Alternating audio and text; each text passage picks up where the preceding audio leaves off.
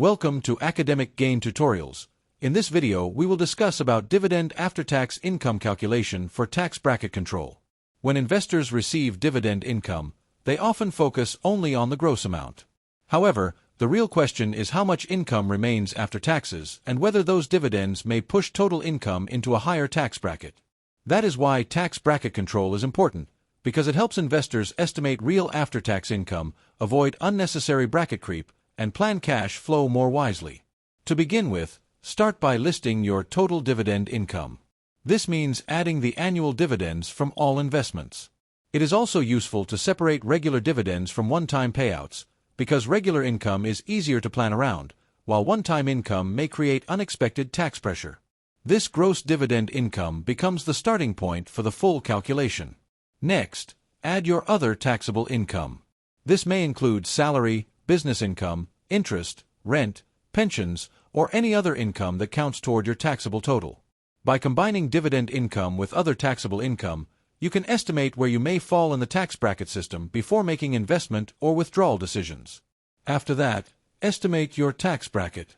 This means checking the income range you may fall into and using your expected marginal or effective tax rate.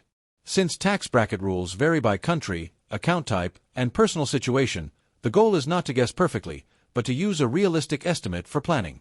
Then, identify bracket threshold risk. This step is very important because extra dividend income may push your total income into a higher tax range. If you are close to a threshold, even a small amount of additional dividend income, asset sales, or withdrawals may increase your tax burden. Therefore, watching nearby bracket limits can help you control timing more carefully. Once you understand the bracket risk, calculate the tax on dividends. A simple method is to multiply taxable dividend income by the effective tax rate. This gives you the estimated tax payable on the dividend stream. You may also need to include relevant local taxes if they apply in your situation.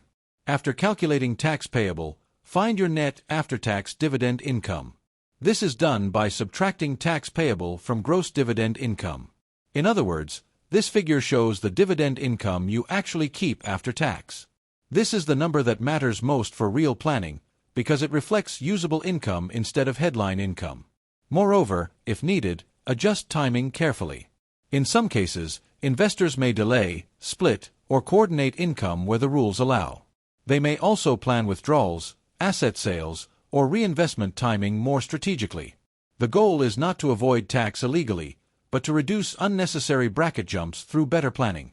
Then, use the result for decision-making.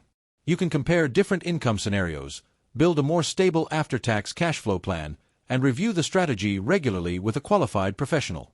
This is especially useful for retirees, self-employed investors, or anyone whose income changes from year to year. For example, imagine you receive $10,000 in gross annual dividends and have $55,000 in other taxable income.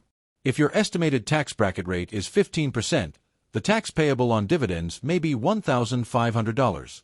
After subtracting that amount, your net after-tax dividend income becomes $8,500.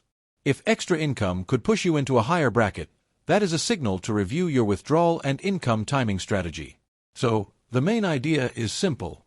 Dividend after-tax income calculation for tax bracket control helps you understand your real income, improve tax bracket awareness, support better cash flow planning, and reduce avoidable tax drag. Instead of only asking how much dividend income you receive, ask how much you keep and whether that income affects your overall tax position. This video is for general educational purposes only. Tax rules, tax brackets, account types, and personal circumstances vary, so always consult a qualified tax professional for personalized advice.